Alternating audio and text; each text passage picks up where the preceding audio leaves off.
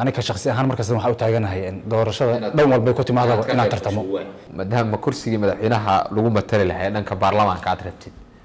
xiriiro aad la sameysay ma jiraan madaxweynaha inaad booqato u tagto qayb inaad ka ahayd kambiinkii uu kusoo baxay run ahaantii dalka koonfur africa runtii caqabadooyin badan oo muwaadiniinta soomaaliyeed ka haysto dhanka amniga waa iska jiraan waxa ugu muhiimsan waxa waaye nolosha bini'aadanka marka laga hadlaayo amniga amni daradana waxyaabaha keenaya waxaa qayb ka ah dadka Soomaaliyeed runaantii meelaha ay ka shaqeeyaan oo ah meelo magaalooyinka aad uga fogfog amni ahaana aanan safe ahayn marka taas ay keenaysa markasta dilalka soo noqdo ay muwaadiniinta Soomaaliyeed ee loo geysto ururo badan oo u kacay arintaas inay runtii soo afjaraan waxna ka qabtaan dadkaas muwaadiniinta ah markasta dhiigooda sida xaqdarada ah lagu daadiyo iyo dhibaatooyinka noocaas ah walow laga gaaray horumar badan laakiin welina aysan joogsan oo sidii la rabay aysan u dhicin in laga hortago dilalkaas xilligan ururadaas Soomaaliba Soomaali u badan yihiin run ahaantii anaga ajaanib badan oo dalka nagula suganaa jirto laakiin waxa mar walba anaga mas'uul ah ka nahay jaaliyadeena Soomaalida markasta wakiil ah ka nahay ka jaaliyad ahaan muddo badan waxa waaye dilalkaas waa soo socdeen oo hadda nagu soo bilowdo ma ahan marmarna waa iska yaraadaan marmarna waxa waaye waxay la socdaan wadanka kareeska ka jiro laakiin waxaan rajaynaynaa in mar dhow insha Allah la weey doono hol adagan u baahan tahay oo jaaliyada guud in si guud looga wada shaqeeyo intaas ugu dambeysay wiilkii la dilay ninkii dhalinyarada ahaa ee la dilay wax xogaa ma ka haysaa oo run ahaantii dilalka ka dhaca koonfur Afrika inta badan waxaad moodaa marka tixraacaad ku samayso faldambiyeedka qaabka u dhacay iyo markasta kaamirooyinka iyo waxay indhahayna qabanayaan in si isku mid ah ay wax u dhacaan marka bulshada Soomaaliyeed ee halkaas ku dhaqan iyada naftirkeeda waa in la bedelo istiraatiijiyadda oo macnaha goobaha ganacsiga qaabka u dhisan yihiin sidoo kale lagu daraa macnaha safety-ga iyo badqabka qofka meesha ka shaqeynayo marka taas waay waxa markasta ay sahlayso meeshii cabsidii ka jirtay goobaha ay ku sugan yihiin miyaa caqabad ay ka timid caqabadaha waxay ka jiraan gaar miyaa jira oo lagu beegsada dadka ganacsiyada ka furta meelo gaar waay runtii sida dadka qaar u fahmayaan waa meelo location ah oo magaalooyinka aad ugu fogfog fursadaha ugu badan Soomaalida ay ka shaqeysatana waa halka ay yaalaan marka dhibaatooyinka waxa keenayaan waxa waaye dad iska fursadaha u fiicnayeen waa meelihii fursadaha ugu fiicnaa ee tuulooyinka ku xirnayeen aad weyn dowladda South Africa iyada iyo safaaradaba ma jireen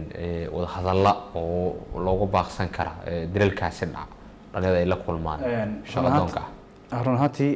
dhalinyartaas dhibaatooyinka ay la kulmaan wax laga baaqsan kara ma jiraan sababtoo ah dowladdii weyneed aan martida u ahayn kulley wixii amniga ku saabsan ayaga mas'uuliyad ka saaran tahay kulley dadaalo badan oo la sameeyay waa jiraan marka faldambiyeedka markasta waa wax aad u soo noqdo arrimaha halkaas ka jira laakiin dadaal guud oo jaaliyadda iyo safaaradda ay bixisay way jiraan waxaan rajaynaynaa insha Allah dadaalkaas inuu miro dhali doono way haddii aan ka nimaano mararka qaar waxaa la sheegaa in ganacsiyada Soomaalida iyaga dhexdooda ay mishiino isku dhigaan dilalkana taasi ay sababto xogahaasi maxaa ka jira oo leedahay bulshada u sheegi kartaa run ahaantii bulshada waxaan u sheegi karaa kulley markii faldambiyeed ama dhibaato ay dhacdo dadka inteeda badan siyaabooyin kala duwan ay uga hadlaan runtii aniga hadda ma qeexi karo kiisaskaana aniga hore uma arkin dad Soomaaliyeed oo run ahaantii filalkaas dhacay ee ayagu ay qayb ka yihiin markasta waa ismaandhaaf oo dadka dhexdooda ah iyo ganacsiyada iyo ganacsatada sometimes murano dhexdooda soo dhexgala way jiraan laakiin falalka qaabkay u dhacayaan ma dhihi karno dad Soomaaliyeed ah runtii ee ku lug leh laakiin caqabado waa iska jiri karaan laakiin wax dhibka ugu badan waxa ka imaado waxa waaye burcad waddankaas u dhalatay ayaa inta badan dadkaas muwaadiniinta dhibaatada u geysato mararka qaarna kacdooyin ayaan aragnaa oo caqabado taagan oo kale oo deegaanka oo kale inay sababto in dukaan la boobo la bilaa qeysta run ahaantii ficiladaas ayaga naftirkooda waxay ka dhashaan sometimes waxaa jiro dadka i sheegay bulshada halkaas ku dhaqan oo customka dukaamada ay leeyihiin iyo muwaadiniinta Soomaaliyeed dukaamada ka shaqeysto milkiilayaasha ganacsatada iyo shaqaalahaba isfahan dara ka yimaado bulshada dhexdeeda ah isfahan daradaasana sometimes waxay sababtaa in oo gacan ka hadal amba wax booq ku yimid ay saameyso macna dukaankii amba bulshadii iyo meeshii ay ku noolaayeen taas sabab ah wax koonfur Afrika daan halkaas kaga nimaano oo ma jirtaa fariin ama dardaaran aad siin lahayd dhalinyarada si wiiraan ammaankooda u sugnaado oo aad dhihi lahayd waxyaabahaasi run ahaantii dardaaran aan sii lahayo way jirtaa dardaaran ka horna waxaan rabaa inaan ku hormaro caqabadihii iyo dhibaatooyinkii meesha ka jiraan sheegnay waxaa sidoo kale laga maarmaan ah inaan sheegno fursadaha ay bulshada halkaas ay ku haysato fursadaha halkaas Soomaalida ay ku haysato marka hal iyo laba aan ka sheego waxaa qayb ka ah dalka Koonfur Afrika dadka Soomaalida waxay ka aaminsan fikir ah in waddankaas dadka Soomaaliyeed dukaaman kaliya ay ka shaqeystaan shaqada halkaas loo aado sidoo kale dalkaas waxaa ka jirto fursado waxbarasho run ahaantii waxaa laga helaa bulsho Soomaaliyeed dhalinyaro Soomaaliyeed oo rag iyo dumarba isku darsan waddankaas wax ku bartay oo dawladda naftarkeeda u shaqeeyo sidoo kale waxaa jirto dhalinyaro Soomaaliyeed oo waddankan wax ku baratay oo isbitaalada ugu waaweyn dalkaas ka shaqeeyaan qaybta caafimaadka marka waddankaas waa waddan fursad ahaan Soomaaliya aad ugu furan laakiin Soomaalida inta badan dhibaatooyinka halkaas ka dhaca iyo dad la dilay iyo wax bay arkaan sidoo kale tan waxaan qeexaynaa aan sheegaynaa in waddankaas fursado badan ay ka jiraan dhanka kale markaan usoo laabto su-aashaadii ahayd dardaaran maxaad siinaysaa dardaaranka aan sii lahay number one waxaan isleeyahay maadaama dilalka iyo ficilada loo geysanayo dadkeena Soomaaliyeed ee muwaadiniinta ay aad u bateen waxaan ku boorinayaa jaaliyadda Soomaaliyeed in si wada jir ah odayaal dhalinyaro dhammaan macnaha ii sheeg bulshada qaybeeda inay fariistaan run ahaantii waxaan isleeyahay haddii la tashado meeshaas inay wax ka soo bixi karaan laakiin waxaa jirto dayac amni ee inta badan ay sameeyaan ganacsatada ay la xiriirto macnaha qaab dhismeedka dukaamada qaabka ay halkaas macnaha ii sheeg ay u samaysan yihiin dayacaasina la digtoonaadaad leedahay way Cabdimadow imaashahaaga Muqdisho sida warbaahintaba laga arkay waxaa jirtay inaad u timid inaad qayb ka noqoto dhalinyarada iyagu doonaya hanka siyaasadeed leh baarlamaanka inay ka mid noqdaan xildhibaanada soo gali doona maxaa kugu dhaliyay hankaasi marka hore aad u mahadsan tahay runtii hankaas waxaa ugu dhaliyay waa tan koowaad dalkeeni wuxuu nagu leeyahay inaan maanta aan u abaalgudno waa dalkii anaga aan ku aftirsanaynay waana waddankeeni hooyo waxaan aaminsanahay in waddanka xaaladda hadda uu ku sugan yahay ay u baahan tahay in dhalinyarada Soomaaliyeed ay u kacaan ay ka qayb qaataan waddanka dib u dhiskiisa iyo hagaajintiisa sidoo kale waxaa ii muuqanayso fursado aad u ballaaran ay dhalinyarada ay ka heleen dawladooda fursadaas oo la xiriirto especially doorashada hadda deegaanada looga furay dhalinyarada ay sheeg baarlamaanka golaha deegaanka taasna waxaan isleeyahay waa fursad dhalinyarada Soomaaliyeed ee in badan ay ka wada faa'iido doonaan markastana dal walbana waxaa gundhig u ah dhalinyaradiisa iyo qaabka dawladnimadiisa ay ugu shaqeeyaan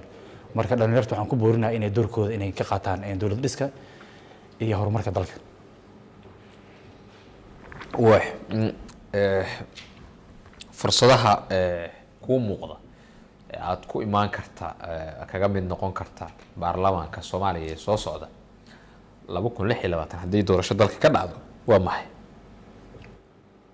fursadaha waa iska badan yihiin dalkan fursadihiisa waa fursado aad u ballaaran runtii aanan laga faa'iideysan aniga Cabdisamad ahaan waxa ii muuqato fursad runtii aan ugu shaqeyn karo dalkayga iyo dawladnimadiisa iyo dadka Soomaaliyeed marka jaaniskaas aan rabaa insha Allah inaan nafteyda iyo tan dalka inaan ugu faa'iideeyo insha Allah nooc doorasho gaar ah ku soo jeedid ma jirto waad leedahay hadii doorashadaas la isku raaco kala midda qof iyo codka oo dawladda inta badan ay sheegto madaxda dalka madaxweynaha iyo ra'iisul wasaaraha ma taas ayaa ku soo jeedatay waxaad leedahay doorashadii loo tagay isteediyada ama dawlad goboleedyada oo si fudud dadka qaarna u fududeed inay soo galaan saaxadda dhalinyarada u badnaadaan kala doorashada aynkaas soo kala wax ku muuqda ma jiraan sawirro ku muuqda is leedahay dalka hadii doorashadaas ay ka dhacayso soo bixi kartaa run ahaantii doorashooyinka dalka lagu madalsan yahay inay ka dhacaan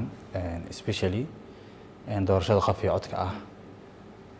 oo hadda laga shaqeynayo runtii ani ahaan waa ila wanaagsan tahay sababtoo ah dalal badan oo ila wanaagsan adiga oo aad isleedahay fursad ay ku tahay run ahaantii macnaha fursadaha markasta waa jiraan aniga shakhsi ahaan markasta waxaan u taaganahay doorashada dhan walba ku timaado inaan tartamo ma jirtaa doorbideed oo aad isleedahay hadii doorashadaasi dhacdo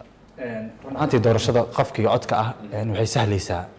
waxaa jirta run ahaantii dhalinyaro Soomaaliyeed oo maanta garab siyaasadeed aan haysan marka jaaniska kaliya oo aan aaminsanahay in laga wada faa'iideysan karo inay tahay doorashada qofkii codka ah ee qof walba ay u samantahay marka aadaan soo dhaweynaa doorashada taasaad isleedahay marka fursad siinaysaa taasaan isleeyahay aniga dhalinyarada Soomaaliyeed faa'iido ugu jirto maalin hore markaad timid oo hadashay warbaahinta hadallo waxaa jiray baraha bulshada aad u qabsaday oo ay ka mid ahaayeen in suudaan waxa ka dhacaya tusaale usoo qaadatay adoo rabta inaad xaaladda dalka ka hadasho aad tiri muxuu ahayey dowladnimada haddaan la ilaalin waxa waaye waa khatar baa lagu jiraa Soomaaliya xaaladda iminka lagu jiro waxaad ula jeedaa hadalkaasi waxaa kuu muuqda in xaaladda suudaan oo kale dalka ay kusoo wajahan tahay oo anytime haddaan wax lagu heshiinin carqalada ay ka dhalan karta xasilooni siyaasadeed xasilooni darro siyaasadeed la gali kara maxaa kuu muuqday ood ku keentay aad u mahadsan tahay run ahaantii waxaa ii muuqday waxyaabo badan hadalkaasna wuxuu ku yimid isbuucyo lasoo dhaafay sidaan ogsoonahay dalka goboladiisa waxaa ka dhacday dhacdooyin run ahaantii aad looga yaqsado oo dhaqanka Soomaaliga iyo kan Islaamka ama raad iyo sal iyo raad midna aan ku lahayn marka taasna waa ii muuqanaysay waxa kale ii muuqanaya dagaalada qabiilka sidoo kale waxaa ii muuqanayay wacyigelinta oo aad muddo runtii in aad loogu gaabiyey dadkeena inta badan reer miyi u badan yihiin marka aqoontii haddana gaarin walba wacyigelintii iyo macnaha ka warqab ay u baahnayeen waana tan keentay ficilada noocaas ah inay isku geystaan taasaad usoo qaadanaysa tusaale siyaasadda dhankeeda lagula aaday dad badan qaab kale baashi u leexiyeen runtii taasaa igu dhalisay oo khatar taas ka weyn inay jirto aniga u maleyn haddaa taas laga horteginne kulley miyigii iyo magaaladiina isku xidhan yihiin dagaal beeleedyo dad lagu gubay oo nin odayaa 70 jir lagu gubay waa dhacdooyin foolxun ayay ahaayeen oo culimada hataa ay baaqay ka soo saareen laakiin warkaagii waxaad moodaa in dhanka kale loo rogayo siyaasadda dhankeeda la geeyey inaan Soomaaliya ka warqabin oo qurba joog ahaa in qaabkaasi loo dhigo warkaaga runtii khatar jirta uun baan anigu ka hadlay siyaasadahana kuma sababeen laakiin dhacdada socdaaladaas run ahaantii fariima aad u ballaaran iga yimid oo dadka qaar macnaha siyaabooyin kala gudubeen ay u fasirteen marka aniga qorshayga ugu ballaaran aan ka lahay hadalkaas wuxuu ahay in dadkaas gobolada ku dhaqan run ahaantii ii sheeg wacyigelin ay helaan dhibaatooyinka noocaas markay dhacaan isla markii jawaab degdeg laga baxsho si aysan u soo noqon ma jirtaa siyaasada aad qayb ka noqotay madax aad la soo kaambeyn garayso aad leedahay juhdigaaga ama fursadaha siyaasadeed ood ku tijaabisay oo dowladihii dalka madaxdii dalka soo martay aad u mahadsan tahay markan ayaa kugu horeysay siyaasadda oo aad soo dooratay kursiga run ahaantii aad u mahadsan tahay siyaasadda xaggeeda siyaasadda bulsho badan iyo dadyo kala duwan oo aan la soo shaqeeyay qaarkoodna hadda madax yihiin qaarkoodna madax hore yihiin jirto waxaan aaminsanahay dowladda maanta jirto dalka ka arrimiso inaan qayb muhiim aan ka lahay maxaad ula jeedaa waxaan ula jeedaa doorashooyinka inta badan markay dhacayaan muwaadiniinta Soomaaliyeed especially dadka siyaasadaha u dhundaleelo waxaa jira taageero ayaga macnaha markaas kooxda ay isla yihiin hadba dalka way hogaami karaan waxna waa ku soo kordhi karaan marka waxaan isleeyahay aniga waxaan waqti iyo juhdi in badan aan soo geliyey oo juhdigaas iyo dadaalkaasna aan aaminsanahay inuu guuleystay dowladda hadda jirta aniga qayb weyn aan ka lahay dadaalkeeda dhanka jaaliyada waa madaxweyne xasan aad la soo kaambeyn garayso dadkii u ololinayaad ka mid ahayd aad iyo aad dabcan koonfur Afrika yes dabcan waxaa dhacday inta badan markii madaxweyne laga kaambeyn garay in qayb laga noqdo dowladda ma adigaan wax soo raadsan mise qorshahaaga wuxuu ahaa kaliya inuu madaxweyne xasan soo baxo aad tijaabiso bal inaad qayb ka noqon karto ololihii socday aad u mahadsan tahay run ahaantii aniga waddanka banaankiisa ku sugnaay waddanka doorashooyin markay ka dhacayaan gudaha iyo dibaddana aad iyo aad iskugu xiran yihiin marka aniga markaas koonfur Afrika waxay ka mid tahay meelaha aad madaxweynayaasha ay tagaan farmaajaan ogeyn inuu xilliga hore tagay ka hor intuusan madaxweynaha noqon Maxamed Xuseen Roobland ogeyn in uu tagay siyaasi walba han kale siyaasadda koonfur Afrika waxay ahayd muddooyinkii dambe meelaha laga soo kaambeyn garay South Africa hadda dadka inta ugu badan waxaa lagu xantaa in macnaha ay tahay siyaasadda qofka rabo inuu horumar ama meel ka gaaro mawlaca laga soo duceysto dadka qaar hadda u arkaan marka South Africa siyaasiyiin badan oo noogu imaadeen waa jiraan oo run ahaantii in dalka iyo siyaasaddiisa iyo horumar ka sameeyay marka South Africa waxaan isleenahay siyaasi walba oo rabo dalka inuu wax ka noqdo run ahaantii South Africa waa meel la barogeeyay kuwa dhiban waxaan rajaynaynaa insha Allah inay tegi doonaan insha Allah markaad timid dalka markii kugu horreysay aad timid ma safarkan ama safar ka horreeyay jiray safarkan ugu horreeyay madaxweyne xasan kaambeenkii kadib ma safarka ugu horreeyay timid ba waa safar badan oo ka horreeyay ma u tagtay madaxweynuhu run ahaantii waqti iskuma helin oo waxaan busy ku ahay dhalinyaro Soomaaliyeed oo barnaamijyo aan isla wadnay hadda kursigaas soo raadisay dabcan xisaab ahaan Soomaalida qaabka wax lagu qaybsado 4.5 ama deegaan qabiil markii la yimaado kursiga madaxweynaha ayaad rabtaa inaad ku fariisato baarlamaanka madaxtooyadii inta badan waxaa laga jaangooyaa siyaasadaha cidda kuraasta markaasi baarlamaanka imaan doonta qaabkaan naqaanay oo sunno iska noqotay iska warqab ma jira oo maadaama kursigii madaxweynaha lagu matali lahaa dhanka baarlamaanka aad rabtid xiriiro aad la sameysay ma jiraan madaxweyne inaad booqato u tagto qayb inaad ka ahayd kambiinkii uu kusoo baxay mise weliba ku dhameeyay kulamadaasi kulamadaas waa ay dhiman yihiin waxaan aaminsanahay in kulamadaas waa kulamo inta badan siyaasadda iyo tilaabta loo qaadayo kuraas raasashada qayb ay ka ahayd laakiin sanadkan waxaad moodaa 2026 inay xaaladihii hore ay ka bedelan yihiin oo ay tahay qofka macnaha wax rabo ama wax raadsanayo aqoontiisa iyo bulshada macnaha qaabkii oo asiga ugu soo shaqeeyay ay ku xiran tahay macnaha aysan ku xirneen shakhsi iyo laba shakhsi saasaan aaminsanahay sanadkan gabagabadaan soo gaarnay barnaamijka madaxweyne xasan oo aad u kaambeyn gareysay maxaa kuu muuqanayo is leedahay dalkuu ka qabtay maxaase laga gaabiyey run ahaantii dalka shalay meesha joogo ma joogo waxyaabo badan oo la qabto way jiraan adduunka marka wax la qabanayana kulley dhaliilo waa iska jiraan marka waxa ugu muhiimsan waxa waaye in maanta dadka Soomaaliyeed ee run ahaantii isdiiwaangeliyaan si xor ah ay diyaarna u yihiin maanta inay codeyntii dalka ay ka qayb qaataan oo qofka ayaga isla yihiin dalka iyo dadka waxa uu tiri karaa inay ayaga ay soo daartaan waana qodob run ahaantii muhiim ah oo dhowr iyo 60 sano dalkii ugu dambeysay in doorasho qof iyo cod ay ka dhacdo shacabka Soomaaliyeedna run ahaantii muhiim ayay u tahay maanta waana guul la gaaray in siyaasadda gacantooda dib loogu soo celiyo taasaan islaahay ugu muhiimsan tahay maxaa laga gaabiyo aad leedahay waxyaabahaas laga gaabiyo aad fariin ahaan u diri lahayd in laga gaaro intaan waqtiga dhamaan runtii waxyaabaha aan isleeyahay waa laga gaabiyey waxaa ka mid ah dhalinyarta Soomaaliyeed oo run ahaantii tahriibkii iyo macnaha dalkooda inay aamini waayaan weli xaaladaas ay taagan tahay taasoo kale dhalinyarada waxay u baahnay maanta wacyigelin in laga siiyo fursadana loogu abuuro dalkooda fursado shaqo bishaaro dhammaan waxaa loogu bishaareynaya dadweynaha Soomaaliyeed ee ku nool magaalada London iyo guud ahaan dalka Ingiriiska in laga furay xaafadda Edmonton ee magaalada London shirkadda qalabaynta guryaha ee Comfort Otherline shirkaddan ayaa waxaa ka heli kartaa jiifaf kala duwan isla markaana quality-geedu aad u heer sareeyo